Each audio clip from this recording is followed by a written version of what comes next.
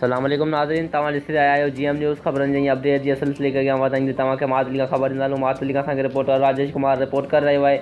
Matali police जी हिकु वॾी कार्रवाई। SSP बदीन शाहनवाज़ चाचड़ ऐं ASP मैडम माजिदा परवीन हलपोटा जी सख़्त हिदायतनि ते SHO अयास अली भट्टी साहिब तरफ़ां गिरफ़्तार जवाबदार ज़ैन अली छलगरी खां पीरबख्श बागराणी जी चोरी थियल motorcycle number CD 3371 HBB 70 Honda बरामद करे वरिती ऐं जवाबदार ज़ैन अली छलगरी ते केस दाख़िल करे छॾियो आहे।